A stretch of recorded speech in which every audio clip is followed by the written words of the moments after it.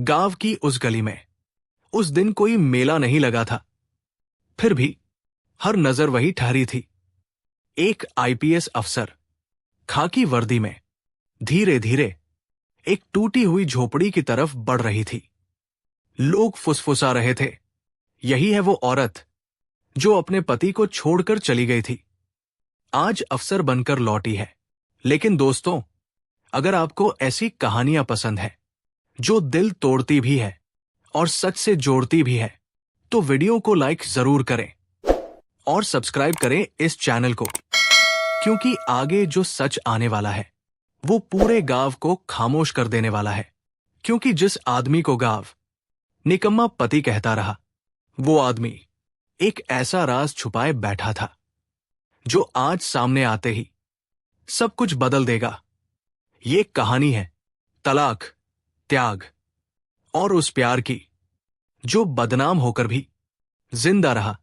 गांव का नाम था सोनपुरिया, बिहार का एक छोटा सा गांव, जहां आज भी शाम ढलते ही चूल्हों का धुआं आसमान से बातें करता था और जिंदगी मिट्टी की तरह सादी थी। उस दिन दोपहर कुछ अलग थी। गांव के बाहर अचानक एक सफेद स्कॉर्पियो आकर रुकी। गाड़ी देखकर ही लोग समझ गए ये कोई आम मेहमान नहीं है। दरवाजा खुला, पहले बूट जमीन पर पड़े, फिर खाकी वर्दी में एक औरत उतरी। कंधे पर सितारे, कमर पर रिवॉल्वर, आंखों में सख्ती, लेकिन चेहरे पर दबी हुई थकान।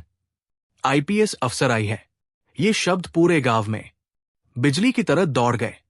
औरतें दरवाजों से झांकने लगी, मर्द चौपाल छोड़कर खड़े हो गए, बच्चे दौड़ते हुए उस अफसर के पीछे पीछे चल पड़े।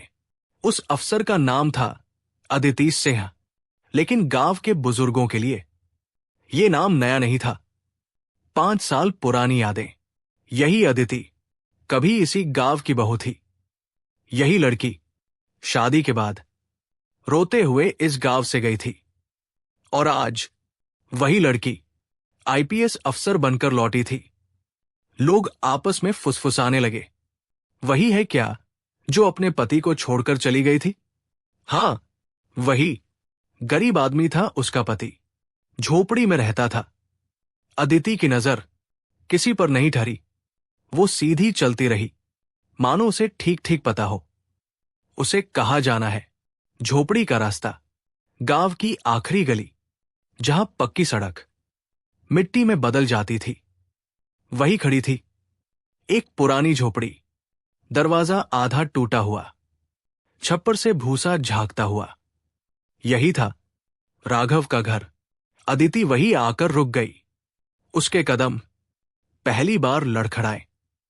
वर्दी में खड़ी आईपीएस अफसर अचानक 5 साल पहले की एक साधारण सी औरत बन गई। गांव का आदमी राघव, उसी झोपड़ी में एक आदमी बैठा था, झुकी हुई पीठ, सफेद होते बाल, हाथ में फावड़ा, नाम राघव। वही आदमी जिसे गांव ने निकम्मा पति कहा था, वही आदमी जिसे सबने कहा पत्नी काबिल थी, ये उसके लायक नहीं था। राघव ने गाड़ी की आवाज सुनी, बाहर निकला और सामने देखा खाकी वर्दी में अदिति। एक पल के लिए उसकी आंखें भर आई, लेकिन उसने नजरें झुका ली। आप यहां क्यों आई है साहब?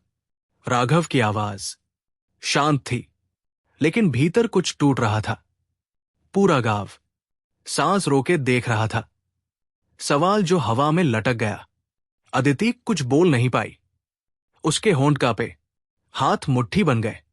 क्या वो माफी मांगने आई थी, या किसी जांच के लिए, या किसी और वजह से? गांव को बस इतना दिख रहा था, एक छोड़ी हुई पत्नी आज अफसर बनकर उसी पति के दरवाजे पर खड़ी थी जिसे वो छोड़ गई थी। और यहीं कहानी ने असली मोड़ लेने से पहले एक गहरी चुप्पी ओढ़ ली। अदिति झोपड़ी के बाहर खड़ी थी, राघव सामने, बीच में 5 साल की चुप्पी। गांव वाले दूर खड़े थे, लेकिन हर कान यही लगा हुआ था। राघव ने फिर दोहराया, आप कुछ कहेंगी साहब? साहब शब्द अदिति के सीने में कांटे की तरह चुभ गया। वो वही आदमी था जो कभी उसे अदू कहकर बुलाता था। अदिति ने धीरे से कहा, मैं अंदर आ सकती हूं? राघव एक पल चुप रहा, फिर बिना कुछ बोले एक तरफ हट गया। झोपड़ी के भीतर अंदर वही पुरानी दुनिया थी। टूटी चारपाई, एक कोने में चूल्हा, दीवार पर उनकी शादी की एक धुंधली तस्वीर। अदिति की नजर तस्वीर पर टिक गई। उसे याद आ गया वो दिन जब वो लाल जोड़े में इसी झोपड़ी में आई थी। फ्लैशबैक, शादी के बाद। शुरुआत में सब ठीक था। राघव मेहनती था, खेतों में काम करता, दिहाड़ी करता। अदिति पढ़ाई में तेज थी। उसके सपने बड़े थे। रात को लालटेन की रोशनी में वो किताबें पढ़ती। राघव चुपचाप उसके लिए चाय बना देता। लेकिन धीरे धीरे तानों ने जगह बना ली। इतनी पढ़ी लिखी होकर इस झोपड़ी में रहूं? मेरी सहेलियां शहर में रहती है, तुम कुछ बड़ा क्यों नहीं करते? राघव हर बार मुस्कुरा देता। वो जानता था उसके पास जवाब नहीं है। बीमारी का सच। एक दिन अदिति बेहोश हो गई। डॉक्टर ने अलग कमरे में राघव को बुलाया। आपकी पत्नी को गंभीर बीमारी है, लंबा इलाज चलेगा, तनाव से दूर रखना होगा। राघव की जमीन पैरों तले खिसक गई। उस रात वो पूरी रात नहीं सोया। सुबह उसने अपनी जमीन गिरवी रख दी, गहने बेच दिए, खुद भूखा रहा, लेकिन अदिति को कुछ नहीं बताया। जानबूझकर बना गुनहगार। इलाज के दौरान डॉक्टर ने कहा, अगर मानसिक दबाव रहा तो इसका भविष्य खतरे में पड़ सकता है। और तभी राघव ने एक कठोर फैसला लिया। उसने खुद को अदिति की नजरों में कमजोर बनाना शुरू कर दिया। काम छोड़ना, चुप रहना और कभी कभी झूठी बेरुखी, ताकि अदिति उससे नफरत कर सके, ताकि वो उसे छोड़ सके और अपने सपनों की तरफ बढ़ सके। तलाक का दिन, जिस दिन अदिति ने कहा था, मैं अब यहां नहीं रह सकती, राघव ने उसे रोका नहीं। गांव के सामने उसने बस इतना कहा, तू मेरे लायक नहीं है। वो जानता था ये झूठ उसकी जिंदगी बचा लेगा। वापस वर्तमान में अदिति झोपड़ी में खामोश खड़ी थी। उसकी आंखों से आंसू बह रहे थे, लेकिन राघव आज भी कुछ नहीं कह रहा था, क्योंकि अभी सच सामने आना बाकी था। झोपड़ी के अंदर एक अजीब सी खामोशी थी। अदिति की आंखें अब भी दीवार पर टंगी उस तस्वीर को देख रही थी जिसमें राघव मुस्कुरा रहा था और वो शर्माई हुई खड़ी थी। तुम्हें अब भी याद है ये तस्वीर? अदिति की आवाज भर्रा गई। राघव ने कोई जवाब नहीं दिया। वो चुपचाप एक पुराने लकड़ी के बक्से की तरफ बढ़ा। उस बक्से पर जंग लगी हुई थी, मानो उसे सालों से किसी ने खोला ही न हो। राघव ने बक्सा खोला। अंदर कागजों का ढेर था। उसने एक मोटी सी फाइल अदिति की तरफ बढ़ा दी। ये देख लीजिए साहब। फाइल का सच। अदिति ने कांपते हाथों से फाइल खोली। पहला पन्ना, मेडिकल रिपोर्ट। नाम पढ़ते ही उसकी सांस हर पन्ने के साथ अदिति का चेहरा पीला पड़ता गया। ये सब क्या है? उसकी आवाज कांप रही थी। राघव ने धीरे से कहा, आपकी बीमारी। अदिति पीछे हट गई। मुझे तो कभी बताया ही नहीं गया। राघव की आंखें हर पन्ने के साथ अदिति का चेहरा पीला पड़ता गया। ये सब क्या है? उसकी आवाज कांप रही थी। राघव ने धीरे से कहा, आपकी बीमारी। अदिति पीछे हट गई। मुझे तो कभी बताया ही नहीं गया। राघव की आंखें भर आई, क्योंकि अगर बता देता। वो रुक गया, फिर बोला, तो आप टूट जाती। खत फाइल के आखिरी पन्ने में एक मुड़ा हुआ कागज था। अदिति ने उसे खोला। वो राघव की लिखावट थी। अदिति, अगर कभी ये खत तुम्हारे हाथ लगे तो समझ लेना कि मैं अपना फर्ज निभा चुका हूं। तुम्हारे सपने इस झोपड़ी से बड़े थे। तुम्हारी बीमारी तुम्हें रोक न दे, इसलिए मैंने खुद को खलनायक बना लिया। गांव ने मुझे निकम्मा कहा। मुझे मंजूर था। बस इतना चाहता था कि तुम जिंदा रहो और मजबूत बनो। खत अदिति के हाथ से छूट गया। उसके पैर कांपने लगे। टूटती हुई अफसर वर्दी में खड़ी आईपीएस अदिति अचानक फूट फूट कर रो पड़ी। वो जमीन पर बैठ गई। मैंने तुम्हें गलत समझा। मैंने तुम्हें छोड़ दिया। मैंने तुम्हें सबके सामने अपमानित किया। राघव आज पहली बार बोल पड़ा। अगर आप नहीं जाती तो आज यहां आईपीएस अफसर नहीं होती। और अगर आप टूट जाती, उसकी आवाज भर आई, तो मैं खुद को कभी माफ नहीं कर पाता। बाहर खड़ा गांव, झोपड़ी के बाहर गांव अब भी खड़ा था।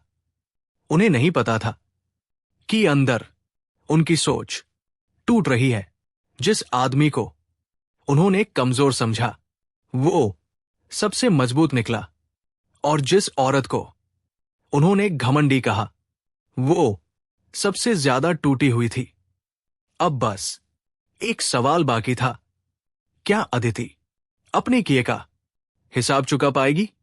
झोपड़ी के अंदर अदिति अब भी जमीन पर बैठी थी। उसकी वर्दी पर आंसू गिर रहे थे।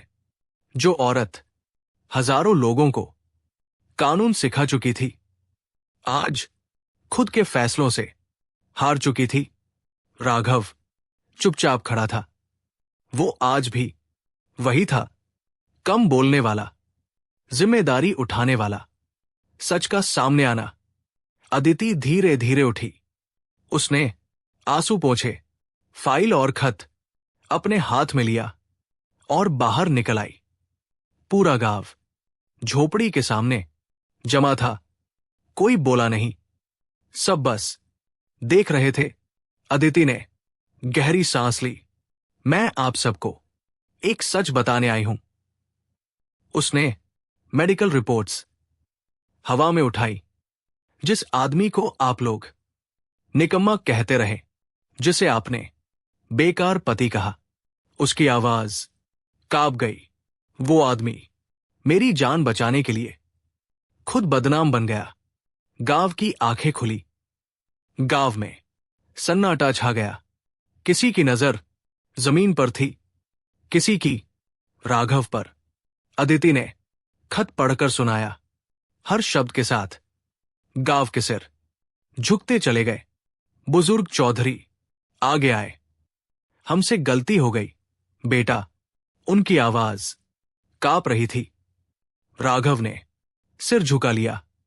गलती किसी की नहीं थी, वो बोला। बस हालात ऐसे थे। अदिति का फैसला। अदिति राघव के सामने घुटनों के बल बैठ गई। मुझे माफ कर दो। पूरा गांव सांस रोके था। राघव ने धीरे से कहा, मैंने आपको कभी दोष नहीं दिया। आप आगे बढ़े, यही चाहता था। अदिति फूट फूट कर रो पड़ी। उस दिन वो आईपीएस नहीं थी, वो बस एक पछताती हुई औरत थी। कहानी का अंत। अदिति ने गांव के लिए एक अस्पताल और लड़कियों के लिए स्कॉलरशिप शुरू करवाई। राघव आज भी उसी झोपड़ी में रहता है, लेकिन अब इज्जत के साथ। और गांव अब ये जान चुका था, हर चुप रहने वाला कमजोर नहीं होता। कुछ लोग दूसरों की जीत के लिए खुद हार जाते हैं। अंतिम पंक्ति। कभी कभी सबसे बड़ी कुर्बानी चुप रहकर दी जाती है।